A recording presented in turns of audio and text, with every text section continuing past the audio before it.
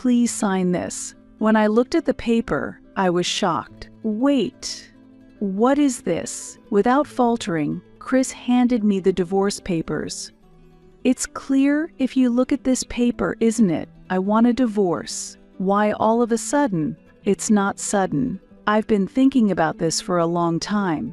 In fact, I have someone else I love, and she's pregnant with my child." "What?" It was out of the blue. I was so shocked that I just stood there speechless. Our marriage has been over for a long time, hasn't it? Indeed, things hadn't been going well between us recently, but to have an affair and a child. Wait, I just gave birth and was discharged from the hospital? We were supposed to be happy together from now on. That day was the very day I had returned from the hospital after giving birth. We were supposed to live happily as a family with our newborn. Why did this happen? I hesitated about telling you today since you just got out of the hospital, but I think it's better to tell you sooner. Besides, she's pushing me to get a divorce soon. Chris said this with a smirk. His eyes were no longer looking towards a future with our family. I was shocked at his betrayal and burst into tears. I thought, what should I do? But he unilaterally notified me of the divorce, and we separated. 5 years have passed since then. One day, at a big shopping mall, I ran into the worst person I knew, my ex. He said, "Oh, Diana, isn't it? It's been a while." I heard the voice of my ex-husband. He was the #1 person I did not want to encounter. I gasped in surprise. "What's with that reaction?" "You've aged, haven't you? By the way, how have you been since the divorce? It must have been tough being a single mother." He started talking as if he were a stranger. His words were shockingly insensitive. "You abandoned us, didn't you?" While suppressing the anger welling up inside me, I retorted sarcastically. "I had the support of my family, so there was no problem at all without you. Why are you pretending to be strong? Your father, that small-town doctor, right? You couldn't have relied on such parents." Chris laughed. And while I remained silent, he began to boast about his own recent circumstances. "I got married to a female doctor afterward. She's incomparably better than a part-timer like you. My wife is competent, and she's 10 years younger than me. I live a rich and stable life. Jealous? Sorry, I'm the only one happy here." Chris spoke with an oppressive attitude, bursting into a large and rude laugh. "Oh, which hospital does your wife work at? Interested? Richardson Hospital. It's a famous medical center that just opened recently. You worked at a hospital too, right? You must have heard the name. Richardson Hospital. Haha." I couldn't help but smile at my ex-husband's confident speech, because that hospital is a place very familiar to me. Fate really is ironic, isn't it? Yes, I know that hospital well, because when my ex-husband heard the truth, his face suddenly changed. "My name is Diana. My father runs a small clinic beloved by the local community, and my mother worked there as the office manager. As a doctor, my father had extremely busy days, working almost without rest for the patients who needed him. As a child, I often felt lonely due to the limited time I could spend with my family, but my admiration and respect for my father were strong. I always harbored the desire to become someone who could help many people, just like him. As an adult, I chose not to become a doctor but a nurse instead. The job of a nurse was more physically and mentally demanding than I had anticipated, and I often questioned whether I could continue in this profession for the long term. I frequently doubted whether I could build a distinguished career like the one my father had, and I struggled with anxiety and impatience. Then, a significant turning point occurred in my life. It was when I met Chris, who would later become my husband. Chris was 5 years older than me and owned a cafe near the hospital where I worked. His cafe became a place of solace for me, and during lunchtime, I would often sit at the same table, sipping coffee and brooding alone. Seeing me distressed, Chris approached me one day. "Hey, I don't know what's got you down, but drink this and cheer up a bit," he said, offering me a coffee adorned with a cute rabbit cafe art. That cup of coffee sparked new conversations between us and gradually became an opportunity for me to open up. "Here," Chris said with a smile as he handed it to me. "This one's on the house." "Come on, smile," he said with a radiant smile. His warm gesture naturally brought a smile to my face. Chris's bright and positive attitude gradually captured my heart. As I visited the cafe more often, my feelings for Chris deepened, and I felt an increasing attraction to him. About 3 months after our first meeting, I mustered the courage to ask for his contact information. He happily agreed, and from there we started dating seriously. 2 years into our relationship, Chris proposed to me. In front of my parents, he confidently declared, "I will definitely make Diana happy, so please rest assured." Moved by his sincere demeanor, I fell for him all over again and felt a deep love. My parents were also touched by Chris's earnestness and expressed their gratitude. "Thank you, please take good care of our daughter," and wholeheartedly blessed our marriage. Overwhelmed with emotion, they said, "Be happy. We're supporting you." As part of our wedding preparations, when we visited Chris's parents, they said, "Chris might be a bit unreliable, but please look after him," and gave us encouraging words. "If there's ever anything, just contact us, and we'll scold him." During our first meeting with Chris's parents, I was relieved to find them very approachable and easy to talk to. After the official greetings between both families, we had our wedding and started a joyful and fulfilling married life.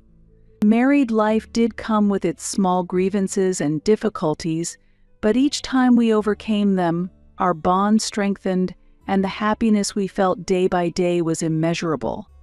Then, 2 years into our marriage, my husband made a surprising proposal. "Why don't we make your dream come true?" Chris suddenly said. "My dream? What do you mean?" I asked in surprise. "To build our own house.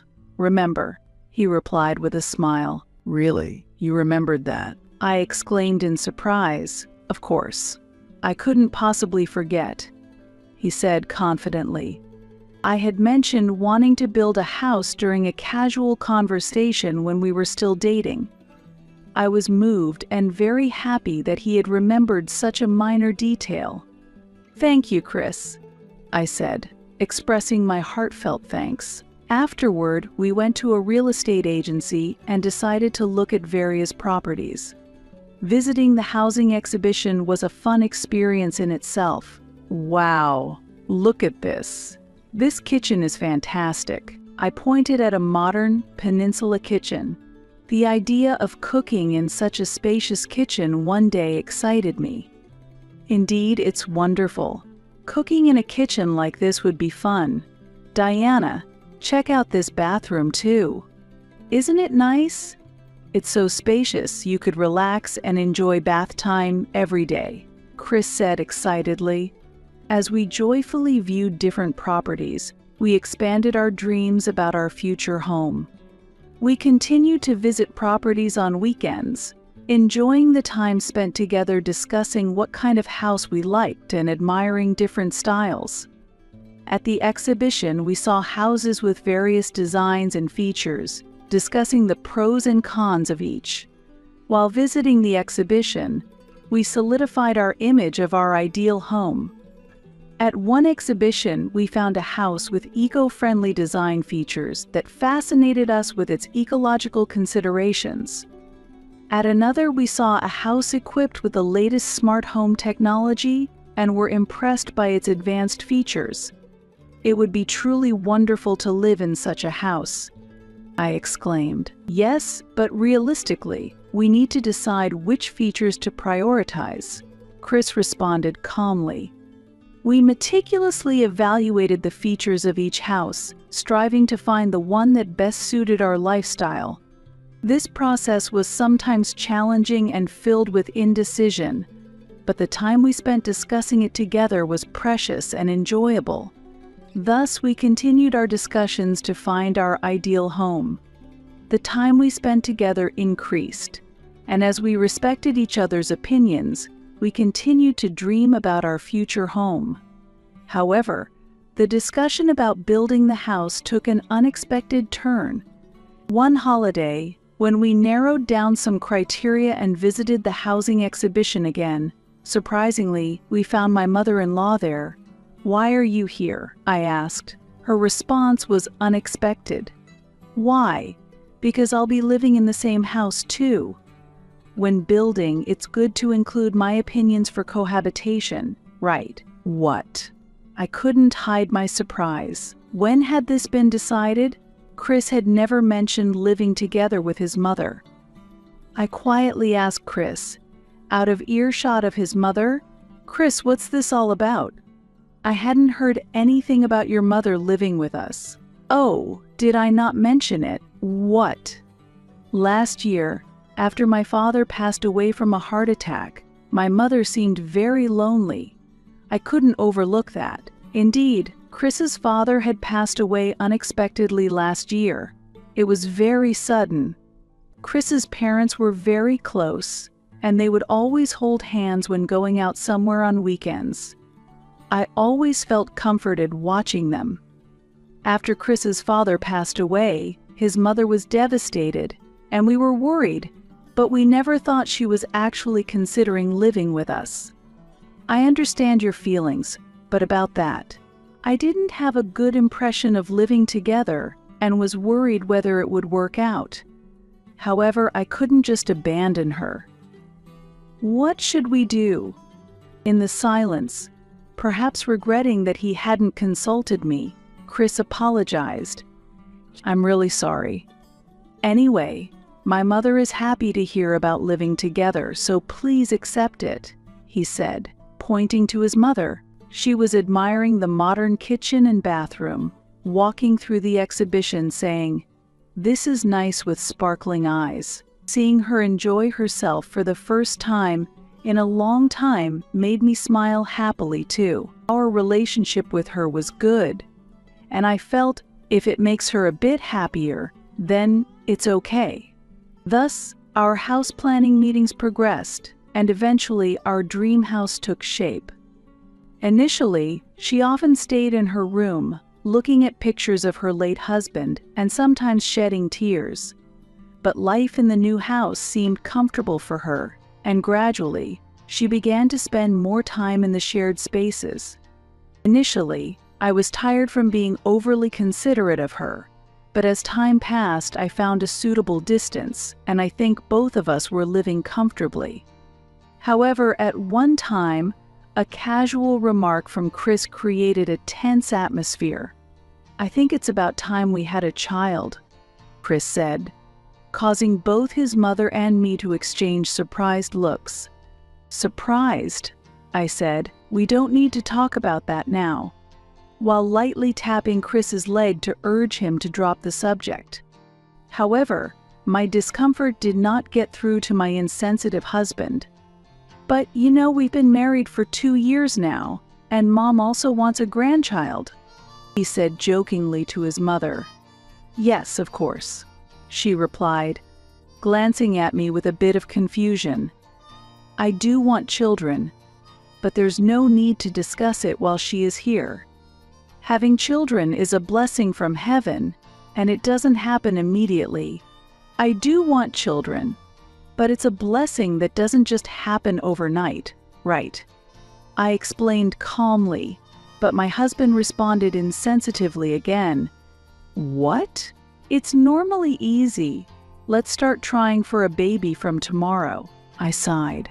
A few days after my husband's insensitive remark, my mother-in-law became completely fixated on the idea of having a grandchild and started asking about children frequently. How have you been feeling lately? Are you okay? And I prepared oysters especially for you today. Eat up and get your strength up. They're good for vitality. It became clear that not only my husband but also my mother-in-law lacked consideration. She began to pressure me more about getting pregnant. The path to pregnancy can be difficult, and it often doesn't happen right away. Months passed without any signs of pregnancy. Another year went by, and our relationship became increasingly strained. "Why aren't you pregnant yet? Is there something wrong?" my husband would accuse, while I retorted, "Don't blame it all on me. The problem might be with you." This led to frequent conflicts between us. Furthermore, when my mother-in-law added, "Diana, your sensitivity to cold could be affecting it. You need to keep warmer," I reached my breaking point. Trying to improve the situation, I suggested to my husband, "Hey, this trying for a baby is causing a lot of stress. What about trying fertility treatments? Let's get tested together." It seemed my husband felt something too because he agreed. "That sounds good. Let's try it." The following week, we went for a checkup at a fertility treatment center. A few days later, we both received an unexpected diagnosis: no abnormalities. Next, we decided to check my ovulation days and try at the appropriate times. Once the diagnosis was out, it was clear there was no issue on my part, and neither my husband nor my mother-in-law could blame me anymore. I felt relieved to have gotten tested. The results lessened my mental burden, and 2 months later, a delayed period led to the discovery of my pregnancy. When my mother-in-law heard the news of the pregnancy, she was very pleased and said, "Rest assured, I'll take care of everything at home. Take it easy and have a healthy baby." She became even more proactive in helping around the house. The change was not only in my mother-in-law but also in my husband, though, unfortunately, his change was in a negative direction. At first, my husband was happy about the pregnancy, but gradually he became colder towards me, voicing financial worries. "We have loans, and without you working, we won't have enough money." As a former nurse, I had a good income, but entering maternity leave meant a decrease in earnings. I considered delaying maternity leave, but my mother-in-law advised, "It's a physically demanding job, and we can't risk anything happening. You should rest earlier." So I decided to start my leave early. My husband seemed unhappy with this decision, grumbling, "You could have worked a bit longer. You're taking maternity leave too early. There's nothing I can do about it. Your mother is worried, and we can manage on your income alone," I replied. But he retorted angrily, "It must be nice being a woman, pushing all the work onto the man once you get pregnant." When morning sickness began, he would complain as I rushed to the bathroom, feeling sick again. It's really troublesome. It seemed that, for him, achieving the goal of pregnancy was enough, and he had little interest in what came after. The mental pressure in this situation was immense, and I often spent my days crying after he went to work. Seeing my distress, my mother-in-law kindly suggested, "Why don't you go back to your parents' house until you feel a bit calmer?" Sometimes taking some distance can help improve things. She shared that during her own pregnancy, hormonal changes often led to conflicts with her husband, and she found relief and a peaceful environment for childbirth by temporarily returning to her parents' home. Hearing this, I felt it might be wise to take some distance too. 4 months into the pregnancy, I decided to go back to my parents' home following my mother-in-law's advice. With the distance from my husband and active support from my parents, I was able to spend my maternity life peacefully. Having my father, who was a doctor, nearby also brought me a great sense of relief. Meanwhile, while I was at my parents' house, my husband seemed to relish his freedom, staying out late and sometimes not returning home at all, as I learned from my mother-in-law. He never came to see me while I was at my parents' house, and we barely communicated. Feeling anger towards him was a natural response. The slight disagreements that had started before I left gradually escalated. As I approached full term, I asked my husband if he would be present at the birth. However, he quickly declined. "What? No way I can attend. I can't stand the sight of blood." His response left me feeling more disappointed than angry. When labor began, my parents took me to the hospital, and I was fortunate to give birth to a beautiful baby girl safely. A week later, both me and my child were healthy enough to be discharged, and from that day, I decided to return to the home where my mother-in-law and husband were. The house, which I had been away from for a long time, emitted a subtly different atmosphere than before. Thank you so much for taking care of the house for so long. Welcome back, and congratulations on your delivery. From now on, I'll take care of all the household chores, so you just rest," my mother-in-law said with a slightly sad expression. While I felt truly grateful for her words, I was a bit perplexed by her unusual demeanor. With these feelings, I sat on the living room sofa, holding my daughter. That night, even as the clock struck 10 p.m., there was no sign of my husband's return. Thinking of my child, I sincerely hoped for an improvement in our relationship, although it seemed my husband had no such intentions. "I'm going to bed now. It seems like Chris will be late again tonight because of work. You've just been discharged and must be tired, right? You should rest early too," my mother-in-law said. Her voice carried a profound loneliness, and then she weakly retreated to her room. Shortly after midnight, it sounded like my husband finally came home as I heard the front door quietly open. "I'm home," he muttered tiredly, and quickly headed upstairs to the bedroom. "Welcome back. You're late today. Our daughter is already asleep, so please be quiet," I said to my husband. He glanced at me and replied grumpily, "Coming home after a long time and already nagging, huh? There's nothing I can do about it, I've just put her to sleep," I responded, and he, looking even more displeased, said, "Well, whatever. I have something to tell you." Following that, he rummaged through his bag and eventually pulled out a piece of paper, handing it to me. "Sign this." I was shocked when I saw the paper. "Wait! What is this?" Unfazed, my husband handed me a divorce petition. "It's clear if you look at this paper, isn't it? I want a divorce. Why all of a sudden?" "It's not sudden. I've been thinking about this for a long time. In fact, I have someone else I love, and she's pregnant with my child." "What?" It was out of the blue. I was so shocked that I just stood there speechless. Our marriage has been over for a long time, hasn't it? Indeed, things hadn't been going well between us recently, but to have an affair and a child— Wait, I just gave birth and was discharged from the hospital? We were supposed to be happy together from now on. That day was the very day I had returned from the hospital after giving birth.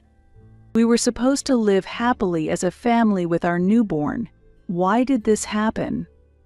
I hesitated about telling you today since you just got out of the hospital, but I think it's better to tell you sooner. Besides, she's pushing me to get a divorce soon," he said with a smirk. His eyes were no longer looking towards a future with our family. Tears spilled over due to my husband's betrayal. "What about your mother? How will you explain it to her?" "Oh, my mom? She agrees with the divorce and thinks my new girlfriend is better," he said. "What?" I swallowed a big lump in my throat. "I see. That's what it was. That explains the strange behavior of my mother-in-law. So please leave the house. I own this house. Preferably go back to your parents' house by tomorrow. I've already told Mom you'll be leaving tomorrow." "What about your daughter? She's your flesh and blood too, isn't she? Right, the child. But I already have another child now, so I'll leave her upbringing to you. We'll talk about child support and property division later. Is that all for now? I'm busy, he finished. With that, my husband began to stuff my belongings into trash bags and left them by the front door. It seemed he was in a hurry to kick me out, and so the divorce proceeded unilaterally. A few days later, I negotiated the division of assets and child support through a lawyer. It all totaled up to $80,000, but my husband didn't seem particularly perturbed. That amount is fine. I'll pay it all at once, so please don't bother us, he said, half-jokingly laughing. I was surprised that he could afford to pay in one lump sum. Although I wondered where he had managed to get such funds, I was relieved that I no longer had to deal with him. Yes, I have no interest in you or your mistress anymore. Just one thing. I want you and her never to come near me and my daughter again. If you can't do that, know that I have my own ways to deal with it. My husband frowned slightly and agreed, "That's fine." A week later, he transferred the money into my account as promised.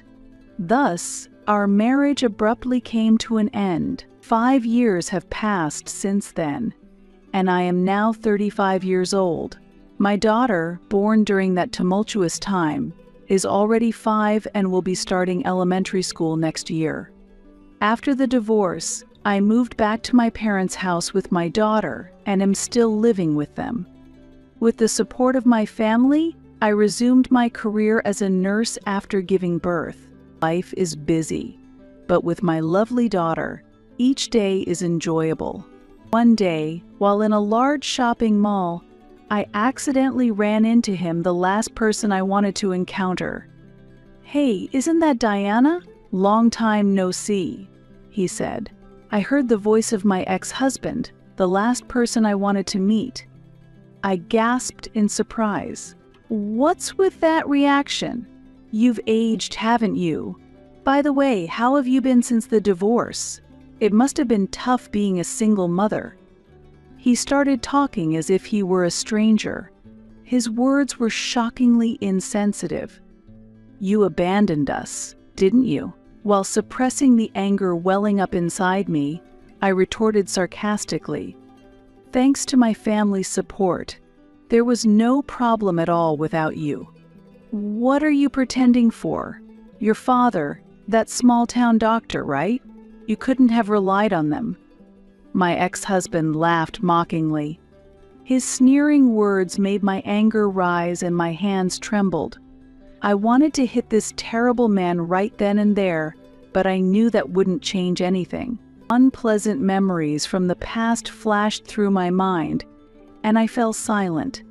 While I remained quiet, he began bragging about his current life.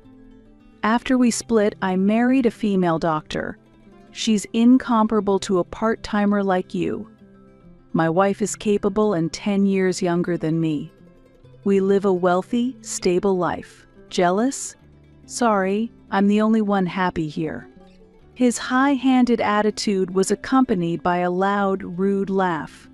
Hearing this, I understood why he was able to pay such a substantial amount in child support and property division at the time of our divorce. It must have been because his affair was discovered, and the father of his mistress must have handled it. "Foon, that's good for you." That's why I could pay the money immediately. Once my mother found out my mistress was rich, she quickly agreed to the divorce. So that was it. It was surprising not just that my ex-husband would behave this way, but that my mother-in-law had been influenced by money. "Oh, which hospital does your wife work at? Interested?" "She works at Richardson Hospital. It's a newly established, well-known medical center. You've worked in hospitals before. You must have heard of it. Richardson Hospital." Ha ha ha. I couldn't help but smile at my ex-husband's confident speech. That hospital is a place very familiar to me. Fate really is ironic, isn't it? Yes, I know that hospital very well. After all, it's my father's hospital. Your wife, she's working at my father's hospital. Huh, what? Your father owns that? Yes, he started it a few years ago with the help of a friend. Remember my maiden name, Richardson? Wait, your father is the director. Yes, he is my father. That's ridiculous. I knew my wife had recently moved there, but I had no idea that the director of such a big hospital was your father. But I still had questions. Your wife, she recently transferred to Richardson Hospital. Right. Well, yes. I can't believe it. But your wife's name is Claudia Harris, isn't it? How do you know my wife's name? It was an unbelievable fact. That Claudia Harris was my ex-husband's mistress was hard to believe. With such a common surname as Harris, I hadn't made the connection before. It's ironic, isn't it, how fate works? I no longer harbored any attachment or resentment towards my ex-husband, but the past betrayal deserved some reckoning. I decided to reveal the truth about his current wife. I also work at Richardson Hospital, and I know about Ms. Harris.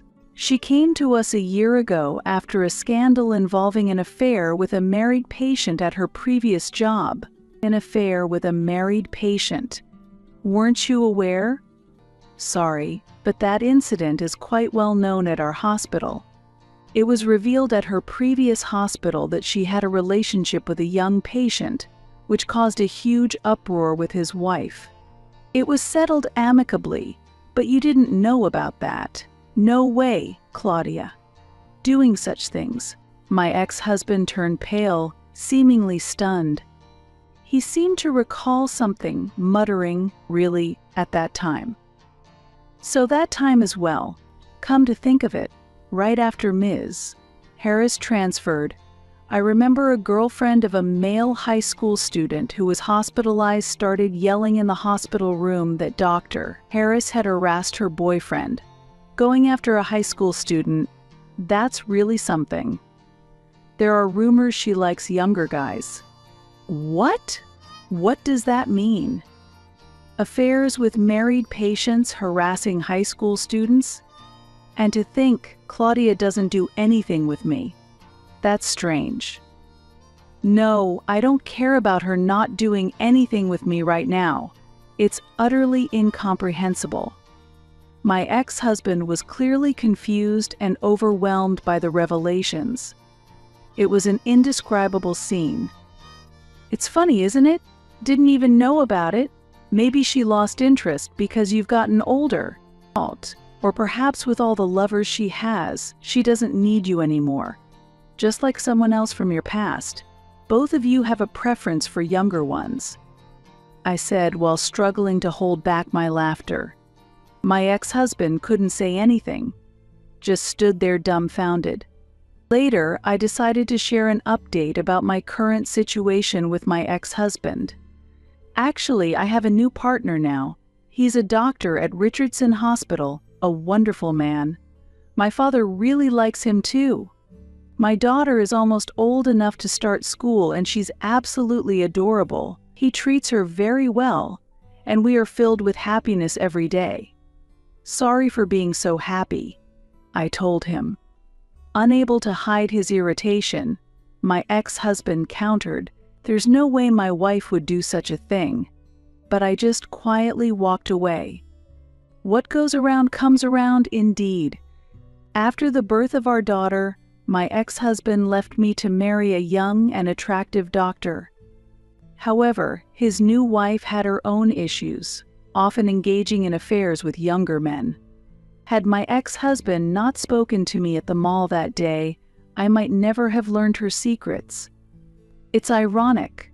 2 months later, Claudia Harris had to change her workplace again due to a harassment issue. She wasn't stripped of her medical license, but was forced to transfer due to inappropriate behavior towards young patients. The hospital's investigation revealed multiple incidents of harassment, with patients reporting, "Dr. Harris persistently touched me, and she asked to touch my body. As the director, my father decided to transfer her to avoid any further damage to the hospital. After her transfer was confirmed, my ex-husband, realizing the truth of what I had told him, confronted her. This led her to admit the affairs and harassment, and after a fierce argument, they ended up divorcing. Their child stayed with Claudia, and my ex-husband started a new life with his mother.